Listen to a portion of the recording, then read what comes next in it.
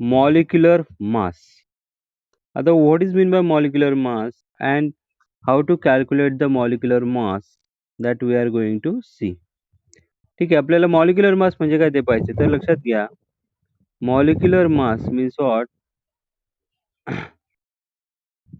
Molecular mass of a substance is the sum of average atomic masses of the atoms of elements which constitute the molecule. म्हणजे लक्षात घ्या की आपण average atomic मास ही concept already पाहिली. त्याच्यामुळेच मी म्हटलं इथे आता आपल्याला परत तिथे रेफरन्स आला की ॲव्हरेज ॲटॉमिक मास. ठीक आहे. त्यामुळे ही गोष्ट लक्षात घ्या की ॲव्हरेज ॲटॉमिक मास म्हणजे काय आणि ते आपण का कन्सिडर करायचंय. ठीक आहे. That you have to remember. ठीक आहे. ॲव्हरेज ॲटॉमिक मास म्हणजे काय ती कन्सेप्ट आपण ऑलरेडी पाहिलेली आहे. ती आपण इथे पुढे डिस्कस करणार आहोत. म्हणजे त्याच्या पुढचा पार्ट तो म्हणजे मॉलिक्युलर मास. तर मॉलिक्युलर मास म्हणजे काय लक्षात घ्या, sum of average atomic masses.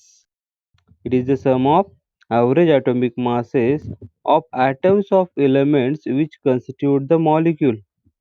म्हणजे त्या मॉलिक्यूलमध्ये जे काही ॲटम्स आहेत, ठीक आहे, जे काही ॲटम्स आहेत त्या सर्व ॲटम्सची ॲटमच्या ॲटॉमिक मासेसची, ठीक आहे, ॲव्हरेज ॲटॉमिक मासेसची सम म्हणजेच मॉलिक्युलर मास. ठीक आहे. म्हणजे molecular mass of substance is the mass of one molecule of that substance relative to the mass of one carbon 12 atom. ठीक आहे. म्हणजे एका मॉलिक्यूलचं मास म्हणजेच काय? Molecular mass. लक्षात घ्या. Molecular mass of substance is the mass of one molecule. Mass of one molecule. एका मॉलिक्यूलचं मास म्हणजेच काय? Molecular mass. पण ते मास कसं आहे ते समजून घ्या. Mass of one molecule of that substance relative to the mass of one carbon 12 atom. म्हणजे मास म्हणजे प्युअर मास नाही, तर त्याच्यामध्ये काय असणार आहे? Relative mass, relative to the mass of one carbon 12 atom. जसं आपण ॲटॉमिक मास, ठीक आहे, ॲटॉमिक मास आपण असं म्हटलं की ते कशामध्ये येतं? ते रिलेटिव्ह टू आपण म्हटलं कार्बनचं सॉरी आपण हायड्रोजनचं म्हटलं 1 आहे. ठीक आहे. किंवा सोडियमचं म्हटलं 22 आहे. ठीक आहे. किंवा क्लोरीनचं म्हटलं 35.5 आहे. असं आपण ज्यावेळेस मास ज्यावेळेस सांगतो, नायट्रोजनचं 14 आहे. म्हणजे 14 हे काय झालं, हे त्याचं 14 जे आहे ते त्याचं रिलेटिव्ह मास आहे. When we compare it with the carbon 12. ठीक आहे. कार्बन 12 ला आपण स्टँडर्ड कन्सिडर केलेलं आहे आणि स्टँडर्ड कन्सिडर केल्यामुळे त्याच्याशी रिलेटेड याचं मास किती आहे ते त्याच्याशी रिलेटेड कार्बन 12 हा स्टँडर्ड आपण कन्सिडर केलाय.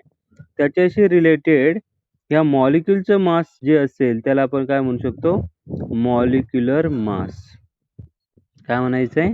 Molecular mass. लक्षात ठेवा, molecular mass of a substance is the mass of one molecule of that substance relative to mass of one carbon 12 atom. Relative to mass of one carbon 12 atom. ठीक आहे. It is obtain by multiplying average atomic mass of each element.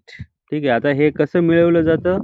तर by multiplying average atomic mass of each element by the number of its atom and adding them together. म्हणजे थोडक्यात algebraic sum आपल्याला त्याची करायची आहे average atomic मासेसची, आणि जेणेकरून आपल्याला काय मिळणार आहे? मॉलिक्युलर मास मिळणार आहे. फॉर एक्झाम्पल, ठीक आहे, म्हणजे थोडंसं एक्झाम्पल जर आपण पाहिलं तर आपल्याला ही गोष्ट आणखी क्लिअर होते. पहा, म्हणजे सपोज आपल्याला इथे काय करायचंय पहा, की मॉलिक्युलर मास फाइंड आउट करायचं आहे कार्बन डायऑक्साईडचं. कार्बन डायऑक्साईड जो मॉलिक्यूल आहे त्याचा आपल्याला मॉलिक्युलर मास फाइंड आउट करायचं. मग त्यासाठी काय फॉर्म्युला आहे पहा. आता कार्बन किती आहे याच्यामध्ये 1 आहे म्हणून 1. Into average atomic mass of carbon. Average atomic mass of carbon. ठीक आहे. प्लस ॲडिशन केली प्लस 2 इंटू, आता 2 का घेतले? कारण ऑक्सिजन इथे किती आहेत? 2 आहेत म्हणून. ठीक आहे. CO2 मध्ये ऑक्सिजन किती आहेत? 2 आहेत. म्हणून 2 ने इथे मल्टिप्लाय केलं. 2 into average atomic mass of oxygen. 2 into average atomic mass of oxygen. या प्रकारे आपण ते घेतलंय. ठीक आहे. म्हणजे 1 इंटू 12.2 यू. यू म्हणजे माहिती आहे आपल्याला युनिफाईड मास. ठीक आहे. त्याच्यानंतर 2 इंटू 16. 16 हे कुणाचं आहे? ऑक्सिजनचं ॲव्हरेज ॲटॉमिक मास आहे. 12 कुणाचं होतं? कार्बनचं ॲव्हरेज ॲटॉमिक मास होतं. आणि हे मल्टिप्लिकेशन केल्यानंतर आणि ॲडिशन केल्यानंतर आपल्याला काय मिळतं? 44.0 यू. ठीक आहे. म्हणजे 44 unified mass is the molecular mass of carbon dioxide. ठीक आहे. म्हणजे अशा प्रकारे आपण कार्बन डायऑक्साईडचं मॉलिक्युलर मास फाइंड आउट करू शकतो. सिमिलरली आता वॉटरचं पहा किती आहे? 2 इंटू 1. का घेतलं? 2 म्हणजे हायड्रोजन 2 आहेत म्हणून 2 घेतले. हायड्रोजनचा ॲटॉमिक मास आहे 1 युनिफाईड मास. ठीक आहे. प्लस 16. 16 ऑक्सिजन एकच आहे आणि एका ऑक्सिजनचं 16 आहे. 16 प्लस 2 झालं 18 युनिफाईड मास. हे झालं मॉलिक्युलर मास. ठीक आहे. त्यानंतर पहा C6H5 Cl. याच्यामध्ये आता कार्बन 6 आहेत. एका कार्बनचं 12 आहे. म्हणजे 6 इंटू 2 हे आलं. प्लस काय केलं आपण? 5 इंटू 1. हायड्रोजन 5 आहेत. एका हायड्रोजनचं 1 एवढं ॲटॉमिक मास असतं, ॲव्हरेज ॲटॉमिक मास. म्हणून ते घेतलं. प्लस Cl एकच आहे म्हणून 35.5 त्याचं आहे. ते सगळ्यांची ॲडिशन केली आपल्यामध्ये 112.5. ठीक आहे. त्यानंतर H2SO4. H2SO4 जर आपण पाहिलं तर त्यामध्ये 2 हायड्रोजन आणि 1 युनिफाईड मास, कारण हायड्रोजनचं 1 असतं म्हणून. त्यानंतर सल्फरचं किती आहे? 32. सल्फरचं किती आहे? 32. त्यानंतर ऑक्सिजन किती? 4 इंटू 16. म्हणजे हे टोटल जर केलं तर येतं ते 98 यू युनिफाईड मास.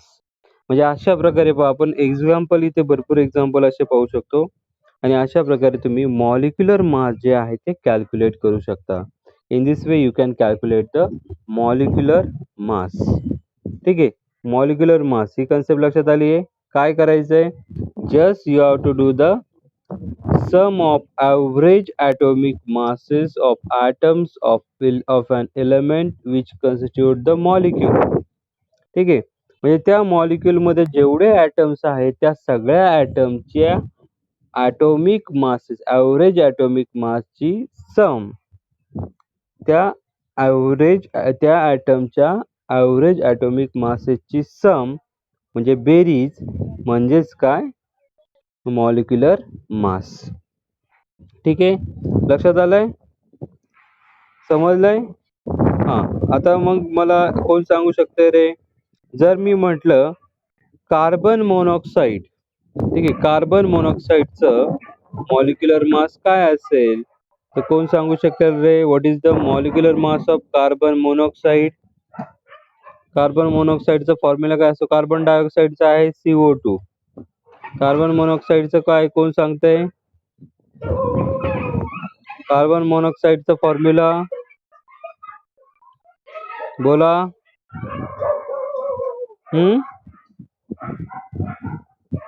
CO. बरोबर. CO म्हणजे काय? Carbon monoxide. मग सांगा याचं मॉलिक्युलर मास काय असेल? कोण सांगतंय?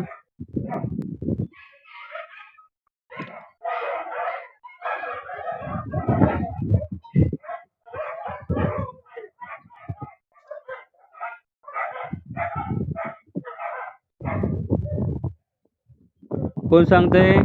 बोला. कार्बन मोनॉक्साईडचं मॉलिक्युलर मास काय असेल? कोण सांगतंय? एनीवन?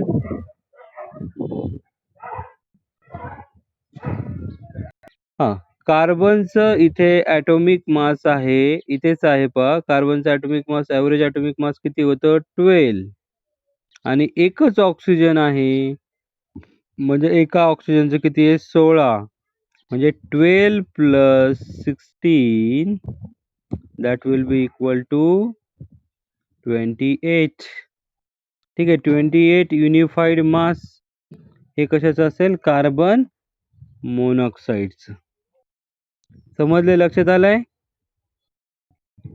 बरं, आणखी एक एक्झाम्पल सांगतो पहा. पटकन प्रत्येकाने कॅल्क्युलेशन करून उत्तर सांगायचंय. ठीक आहे. सांगा H2O2 hydrogen peroxide. Hydrogen पेरॉक्साईडचा formula काय आहे? H2O2. सांगा बरं काय असेल? H2O2. What is the molecular mass of H2O2? H2O2 हा फॉर्म्युला आहे त्याचा. सांगा मग काय असेल? हे पहा H2O2 म्हणजे 2 हायड्रोजन आणि 2 ऑक्सिजन आहेत, बरोबर. आता ऑलरेडी आपल्याला H2O चं इथे दिलेलं आहे पहा, त्याच पद्धतीने करायचं आहे. 2 हायड्रोजनचं किती झालं? 2 into 1 म्हणजे ते प्लस. आता इथे 16 आहे, फक्त एकच 16 आहे, तर इथे आपल्याला 2 घ्यावं लागतील. 2 into 16. ठीक आहे, म्हणजे 32 झालं, बरोबर. 32 आणि 35 36. 32 33 34, बरोबर. किती येणार? तू ते पॉइंटमध्ये कसं काढलं सांग बरं मला. कन्सेप्ट तुझ्या लक्षात आली की नाही? बोला. पॉइंटमध्ये कसं काढलं?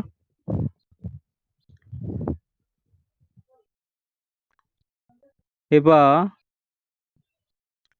बोला बोला. H2O2. ठीक आहे. मग याच्यामध्ये 2 into 2 हायड्रोजन, एका हायड्रोजनचं किती आहे? 1 युनिफाईड मास आहे. 1U. 1U एवढं आहे. प्लस दुसरा ऑक्सिजन.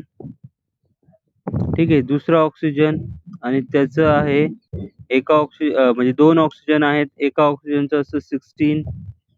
मग हे कॅल्क्युलेशन केलं तर किती येईल? 2 प्लस 16 into 2 32 आणि हे किती येईल? 34 युनिफाईड मास. ठीक आहे. 34U. समजलंय? क्लिअर आहे? आता तू जे सांगत होती ते कसं सांगा बरं? सांगता येईल? बोला. 34.0 हे कसं आलं?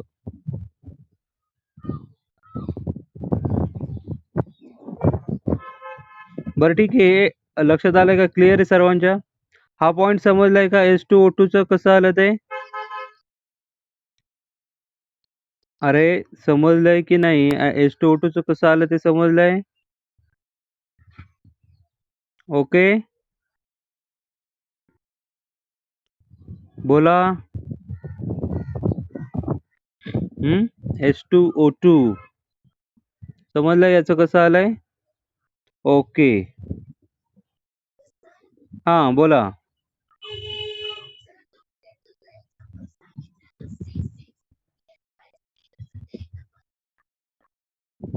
हां, C6H5Cl दिसतंय ना तुम्हाला? हां, ठीक आहे. इकडे बघा आता कार्बन किती आहे त्याच्यामध्ये? 6. कार्बन 6 आहेत म्हणून 6 ने मल्टिप्लाय केलंय. एका कार्बनचं ॲटॉमिक मास आहे, एव्हरेज ॲटॉमिक मास आहे 12. म्हणून 6 into 12 आपण इथे घेतलंय. समजलंय? प्लस आता प्लस काय आहे? हायड्रोजन किती आहेत? 5. 5 हायड्रोजन आहेत तिथे. म्हणून 5 ने मल्टिप्लाय केलं. एका हायड्रोजनचं ॲटॉमिक मास आहे 1. एका हायड्रोजनचा ॲटॉमिक मास किती? 1. ठीक आहे. आणि क्लोरीन जर आपण पाहिला, क्लोरीन एक क्लोरीन आहे आणि एका क्लोरीनचं ॲटॉमिक मास आहे 35.5. एका क्लोरीनचं ॲव्हरेज ॲटॉमिक मास किती आहे? 35.5.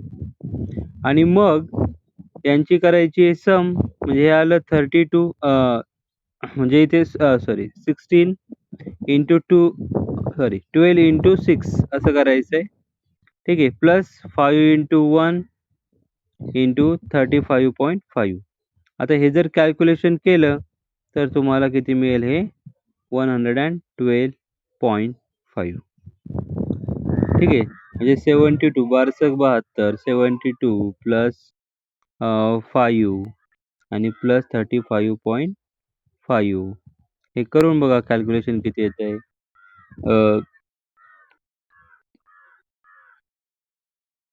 बरोबर? येतंय आन्सर? ठीक आहे. हो, जेवढे ॲटम्स आहेत, आता इथे कार्बनचे ॲटम्स किती आहेत? 6 आहेत, बरोबर? कार्बनचे ॲटम्स किती आहेत? 6. 6 C6 म्हटलं ना, C6 याचा अर्थ कार्बनचे ॲटम 6 आहेत आणि एका कार्बनच्या ॲटमचं ॲटॉमिक मास आहे 12. म्हणजे टोटल आपल्याला काढायचे असतील तर 6 ने 12ला गुणायचे, मल्टिप्लाय करायचं. समजलंय? ओके. हां, बाकीच्यांच्या लक्षात आलं का? बाकीच्यांच्या आलं लक्षात? हां. बरं ठीक आहे. मग आता आणखी एक सोपा क्वेश्चन विचारतोय मी. उत्तर सांगायचंय पटकन. सांगा, what is the molecular mass of CH4 methane?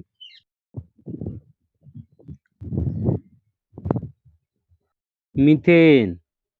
काय असेल मिथेनचं मॉलिक्युलर मास? तुम्हाला डेटा जो लागेल त्यासाठी इथे समोर आहे. इथे तुम्हाला माहिती आहे कार्बनचा ॲटॉमिक मास किती आहे? कार्बनचं atomic mass, average atomic mass आहे 12. बरोबर? आणि दुसरा त्याच्यामध्ये एलिमेंट कोणता आहे? हायड्रोजन. तर हायड्रोजनचं किती आहे? 1. करा बरं कॅल्क्युलेट. कार्बनचं ॲव्हरेज ॲटॉमिक मास किती? बरोबर 16. कार्बनचं आहे 12. ठीक आहे. म्हणजे इंटू 1 करावं लागेल कारण इथे एकच कार्बन आहे म्हणून. प्लस टोटल 4 हायड्रोजन आहेत. 4 इंटू किती येणार इथे? एका हायड्रोजनचं असतं 1 म्हणजे 4 इंटू 1 म्हणजे हे झालं 12 plus 4 that will be equal to 16U. ठीक आहे. 16U. अशा प्रकारे आपण याचं मॉलिक्युलर मास कॅल्क्युलेट करू शकतो.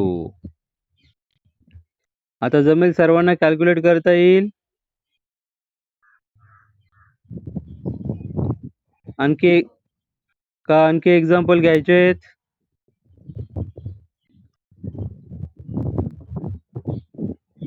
आणखी एखादं देऊ एक्झाम्पल? ओके. ठीक आहे. आता तुम्ही इथे घेऊ शकता पहा. फॉर एक्झाम्पल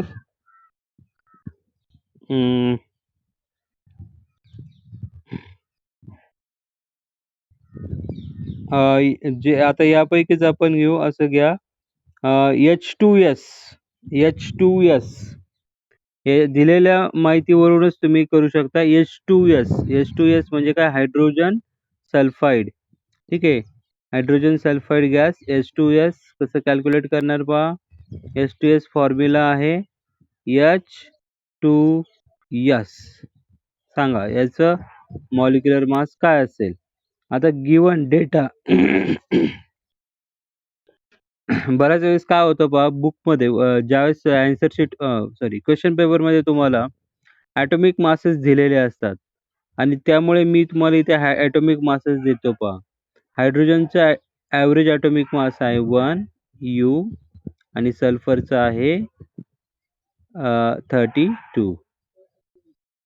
किती आहे? 32. सांगा बरं मग आता याचं काय असेल? H2Sचं काय असेल?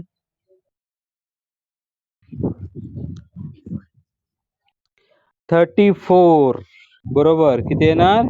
34 म्हणजे अशा प्रकारे तुम्हाला हे ओके. बरोबर. एकदम बरोबर सांगितलंय पहा. म्हणजे तुम्हाला आता ते ॲटॉमिक मासेस, मॉलिक्युलर मासेस जे आहे, ते कॅल्क्युलेट करता येईल. ठीक आहे. तर अशा प्रकारे आपण मॉलिक्युलर मास जे आहे ते कॅल्क्युलेट करू शकतो. समजलंय?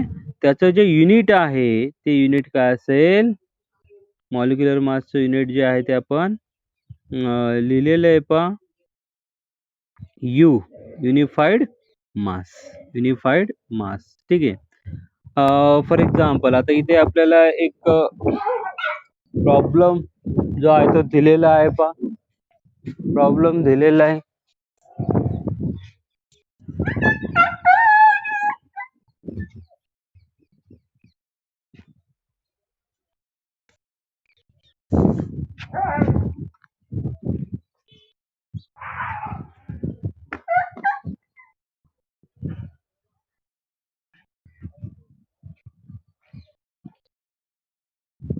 Find the mass of one molecule of oxygen in AMU and in gram.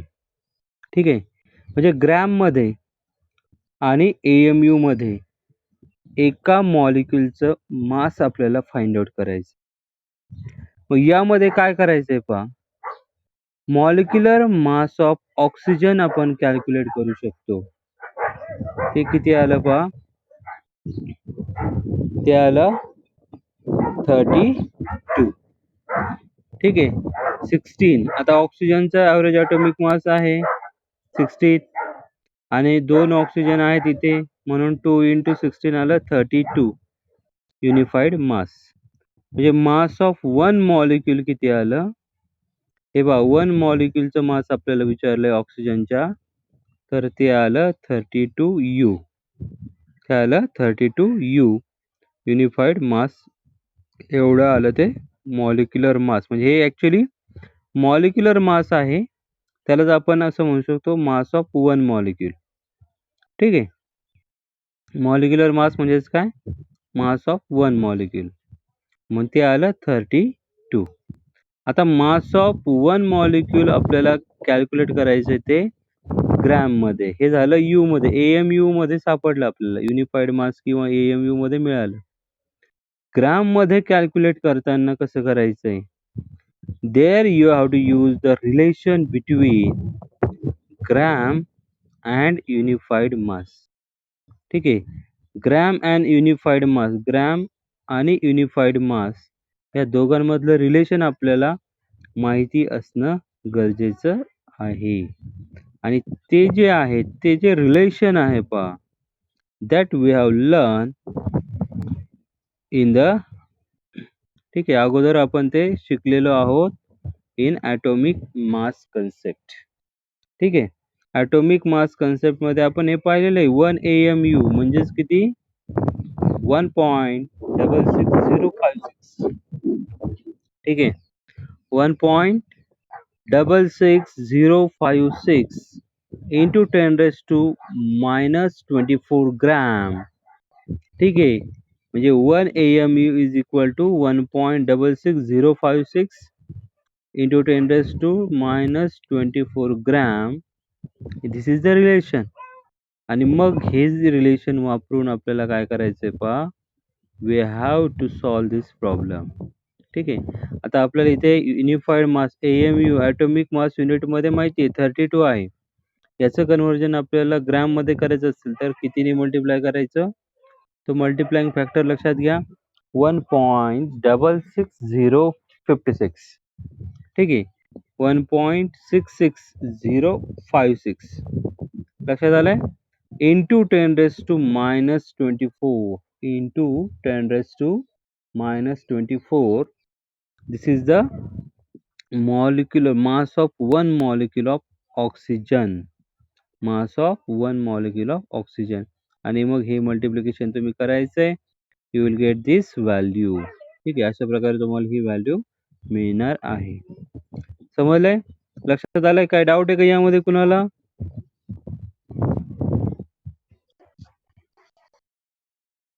हां. एक लक्षात घ्या इथे आपल्याला सांगितलंय काय ते समजून घ्या, की find the mass of one molecule of oxygen. म्हणजे ऑक्सिजनचा एक मॉलिक्यूल आहे पहा O2. आता ऑक्सिजन नुसता ऑक्सिजन तुम्ही असं म्हटलं तर हा ऑक्सिजनचा एक ॲटम झाला लक्षात घ्या ॲटम. पण ऑक्सिजन जो आहे तो आपण म्हणतो कुठे असतो रे ऑक्सिजन? कोण सांगतंय? ऑक्सिजन कुठे असतो? बरोबर? सांगा हवेमध्ये आहे? हवेमध्ये ऑक्सिजन आहे बरोबर? हं. तर तो बरं ठीक आहे. तर तो नुसता O आहे का? नुसता O असेल का तिथे एकटा? मग काय तो? O2 आहे. काय तो O2 आहे. O2 म्हणजे 2 ऑक्सिजन कंबाईन होऊन ठीक आहे. त्यांनी एक मॉलिक्यूल तयार केलेला आहे. म्हणजे हा O2 तिथे असतो. एक त्याला आपण मॉलिक्यूल म्हणतो. ठीक आहे. हा O2 आहे तिथे आणि ह्या O2 मध्ये या O2 मध्ये पहा याचं एका मॉलिक्यूलचं मास ह्या O2च्या एका मॉलिक्यूलचा मास आपल्याला फाइंड आउट करायचं आहे. तर आपल्याला माहिती आहे, की मॉलिक्युलर मास आपण जे आहे ते आपण वन मॉलिक्यूलचं मास म्हणजेच मॉलिक्युलर मास. ठीक आहे. हे आपल्याला कन्सेप्ट आत्ताच आपण डेफिनिशन पाहिली मॉलिक्युलर मासची. वन मॉलिक्यूल ऑफ वन मॉलिक्यूलचं मास जे काही असणार आहे त्यालाच आपण काय म्हणतो? मॉलिक्युलर मास असं म्हणतो आणि मग ते फाइंड आउट करायचं असेल तर आपण एव्हरेज एटॉमिक मास जे आहे ऑक्सिजनचं त्याची आपण अल्जेब्रिक सम करू शकतो. म्हणजे ते त्यामध्ये आपण सांगत होतो, की मॉलिक्युलर मास ऑफ ऑक्सिजन ठीक आहे. ऑक्सिजनचं मॉलिक्युलर मास जे आहे एकाचं अ, एका मॉलिक्यूलचं ते आपल्याला कॅल्क्युलेट करायचं आहे. मग त्यासाठी ॲटॉमिक मास ऑफ ऑक्सिजन आहे 16. 2 ऑक्सिजन आहेत म्हणून 2 ने मल्टिप्लाय केलं आणि अशा प्रकारे आपल्याला 1 मॉलिक्यूलचं मास मिळालं. पण हे कशामध्ये मिळालं आपल्याला? Atomic mass unit, unified mass या युनिटमध्ये मिळालं. कारण आपण ॲटॉमिक मास जे आहे ते 16U म्हणजे युनिफाईड मास एवढं घेतलेलं होतं. ठीक आहे. आता हे मिळालं आपल्याला मॉलिक्युलर मास म्हणजेच एका मॉलिक्यूलचं मास. पण हे कशामध्ये मिळालं आपल्याला? हे मिळालं आपल्याला ॲटॉमिक मास युनिटमध्ये. आपल्याला आता फाइंड आउट करायचं ते ग्रॅममध्ये आणि ग्रॅममध्ये फाइंड आउट करताना आपण एक रिलेशन आता हे तुम्ही लक्षात ठेवणं गरजेचं आहे पहा. काय गरजेचं आहे? 1 AMU म्हणजे किती? 1 AMU किंवा 1 युनिफाईड मास म्हणजे किती? तर 1 AMU म्हणजे काय? तर 1.66056 किंवा 1.66056 इंटू 10⁻⁻24 ग्रॅम. ठीक आहे. एवढं ग्रॅम हे ग्रॅम जे आहे ते म्हणजे 1 AMU हे लक्षात ठेवायचं. आणि मग 1 AMU आणि ग्रॅम दोघांचं जर आपण हे रिलेशन लक्षात घेतलं, तर आपल्याला 32 ला काय करावं लागेल? या संख्येने मल्टिप्लाय करावं लागेल. जेणेकरून आपल्याला ते मास ग्रॅममध्ये मिळेल. कशामध्ये मिळेल? ग्रॅममध्ये. आणि हे रिलेशन तुम्ही लक्षात ठेवायचं आहे. And by using this relation, you can calculate the mass in gram. ग्रॅममध्ये तुम्ही मास कॅल्क्युलेट करू शकता. समजलं काही डाऊट आहे का यामध्ये आता परत? ओके. ठीक आहे. हां. तर अशा प्रकारे आपण atomic mass sorry molecular mass किंवा मास ऑफ वन मॉलिक्यूल जे आहे ते फाइंड आउट करू शकतो. ठीक आहे. तर अशा प्रकारचे प्रॉब्लेम जे आहेत ते मी तुम्हाला WhatsAppवर परत पाठवणारच आहे. तर ते तुम्ही पाहून घ्यायचे आहेत. ठीक आहे. पाहायचे आहेत ते प्रॉब्लेम्स. त्यानंतर पहा फॉर्म्युला मास. आता फॉर्म्युला मासची कन्सेप्ट काय आहे पहा लक्षात घ्या. Some substances such as sodium chloride do not contain discrete molecule as the constituent units. ठीक आहे. म्हणजे आपण जर पाहिले काही सोडियम क्लोराईडचं जर आपण स्ट्रक्चर जर पाहिलं पहा स्ट्रक्चर. तर आपण जसं ऑक्सिजनचं आपण पाहिलं O2 हा मॉलिक्यूल असतो. ठीक आहे. मिथेन जर पाहिला CH4 मॉलिक्यूल असेल. वॉटर पाहिला H2O मॉलिक्यूल असेल. ठीक आहे. तर कुणाचा तरी माईक चालू आहे. काही डाउट्स असेल तर विचारू शकताय. ठीक आहे. ओके. H2O मॉलिक्यूल आहे. O2 मॉलिक्यूल आहे. CH4 मॉलिक्यूल आहे. मग यामध्ये काय होतं समजून घ्या. इथे H2O मध्ये एक ऑक्सिजन आणि 2 हायड्रोजन आहे. O2 मॉलिक्यूलमध्ये 2 ऑक्सिजन आहेत. CH4 मिथेनमध्ये काय आहे, की CH4 एक कार्बन 4 हायड्रोजन आहे. या प्रकारचं अरेंजमेंट त्याच्यामध्ये असते.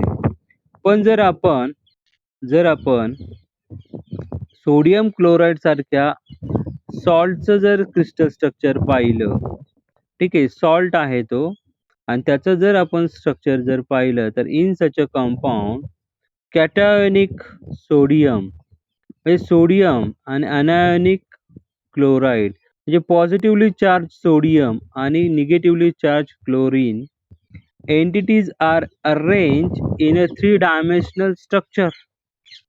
ठीक आहे. म्हणजे फॉर एक्झाम्पल पहा इथे मी एक डायग्राम तुम्हाला इथे दाखवतोय, की ॲक्चुअली सोडियम क्लोराईड कशा प्रकारे अरेंज असतात. पहा इथे हे जे आपल्याला ग्रीन कलरचं दिसतंय, तर ते आहे क्लोरीन, क्लोराईड आयन आहे आणि येलो कलरचं जे आहे ते सोडियम आयन आहेत, Na+ आयन. ठीक आहे. अशा प्रकारे त्याची ॲक्चुअल अरेंजमेंट आपल्याला 3 डायमेन्शनल अरेंजमेंट जे आहे ते अशा प्रकारे पाहायला मिळते. पहा 3 डायमेन्शनल अरेंजमेंट. ठीक आहे. This is nothing but the 3 dimensional 3D arrangement आहे लक्षात घ्या.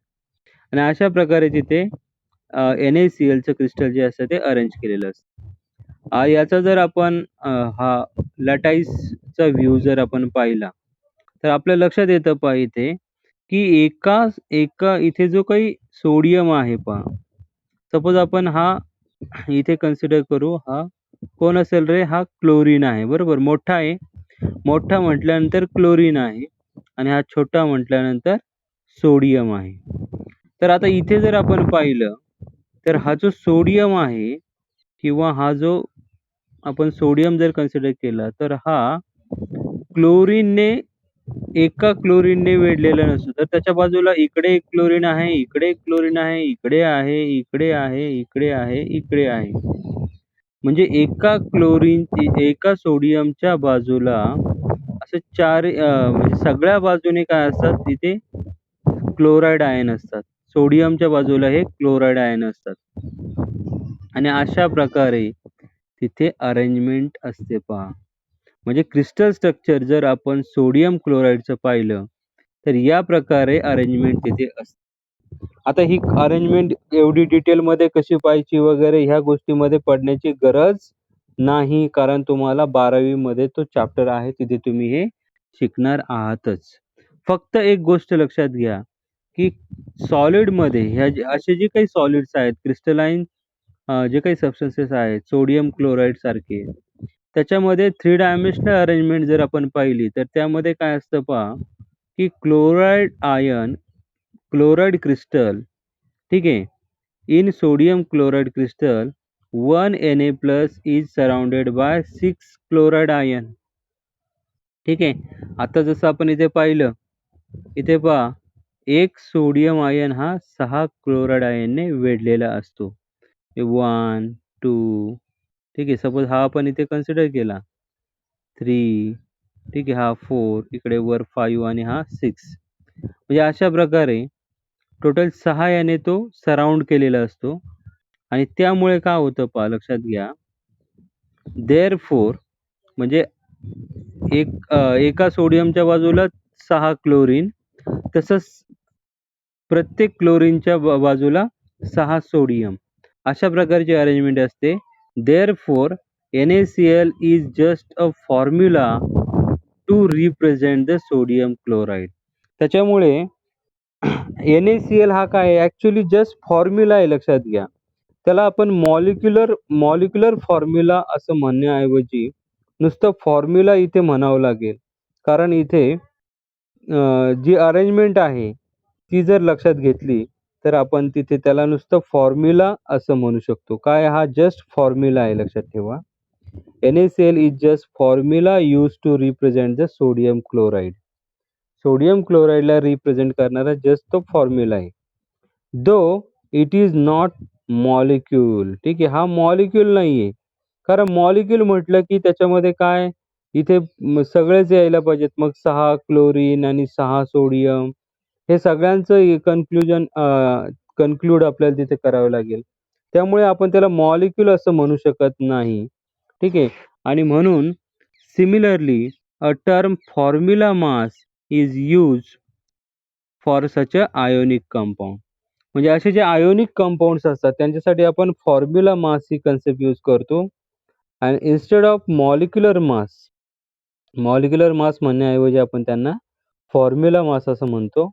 And the formula mass of substance is the sum of atomic masses of the atoms represent in the formula. ठीक आहे. त्या फॉर्म्युल्यामध्ये जे काही ॲटम्स आहेत, त्यांच्या ॲटॉमिक मासची सम.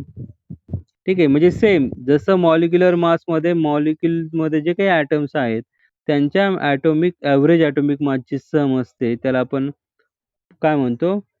मॉलिक्युलर मास म्हणतो. तसं ह्या फॉर्म्युल्यामध्ये NaCl फॉर्म्युल्यामध्ये फॉर एक्झाम्पल जे काही ॲटम्स आहेत, त्या ॲटमच्या एव्हरेज ॲटॉमिक मासची सम जर आपण घेतली, तर त्याला आपण काय म्हणणार?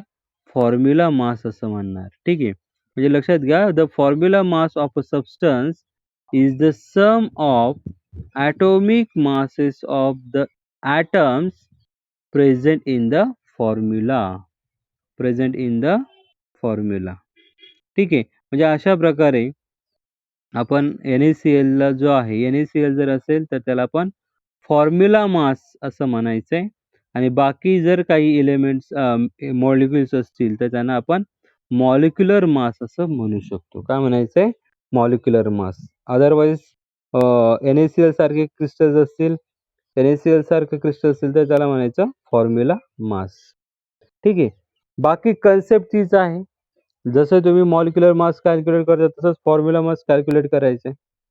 मग पहा, find the formula mass of NaCl आणि copper nitrate CuNO3 twice.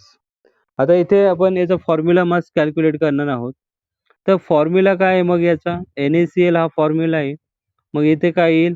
Average atomic mass of Na plus average atomic mass of Cl. मग Naचा आहे 23 आणि Clचा आहे 35.5. तर दोघांचं काय मिळेल? 58.5 U ॲटॉमिक मास युनिट. ठीक आहे. त्याच्यानंतर formula mass of copper nitrate कसं येणार पहा, लक्षात घ्या, समजून घ्या व्यवस्थित. Average atomic mass of copper काय येणार इथे? कॉपर एकच आहे म्हणून इथे काय म्हटलं? Average atomic mass of copper. त्याच्यानंतर आता लक्षात घ्या, इथे नायट्रोजन हा डबल आहे. ट्वाइस म्हटलेलं आहे इथे. नायट्रोजन हा डबल आहे. 2 नायट्रोजन आहे. ब्रॅकेटला ट्वाइस म्हटलेलं आहे लक्षात ठेवा. त्याच्यामुळे नायट्रोजन हा डबल आहे. आणि ऑक्सिजन, टोटल ऑक्सिजन किती झाले पहा? टोटल ऑक्सिजन झाले 3 टू जा 6. ठीक आहे. टोटल 6 झाले. Average atomic mass of 3 oxygen. आता 3 ऑक्सिजन नाही आहे ॲक्चुअली. तर इथे काय असणार आहे? 3 म्हणजे इथे बाहेर 2 ने मल्टिप्लाय केलेलं आहे. तर ते सुद्धा लक्षात घ्यायचं आहे. 2 इंटू इथे आपण 16 सॉरी 2 इंटू 3 इंटू इथे काय 16 या प्रकारे ते होणार आहे. ठीक आहे. म्हणजे इथे लक्षात घ्या, टोटल किती ॲटम्स आहेत ते समजून घ्या. 1 कॉपर, 2 नायट्रोजन आणि टोटल 6 कोण आहेत? ऑक्सिजन. ठीक आहे. 6 कोण आहेत? ऑक्सिजन. मग अशा प्रकारे जर आपण कॅल्क्युलेशन केलं, then you will get the 187.5 unified mass किंवा ॲटॉमिक मास युनिट. अशा प्रकारे आपण हे काय करू शकतो पहा, फॉर्म्युला मास जो आहे तो कॅल्क्युलेट करू शकतो. Formula mass. ठीक आहे. आणि तर तुम्ही काय करायचंय पहा, find the formula mass of calcium sulphate. आता कॅल्शियम सल्फेटचं जे आहे ते तुम्ही अ, आजच्या आज जे आहे ते होमवर्कमध्ये तुम्ही करायचं आहे. Formula mass of calcium sulphate तुम्ही फाइंड आउट करायचं आहे. जमेल? काही डाऊट आहे का यामध्ये कुणाला? Any doubt?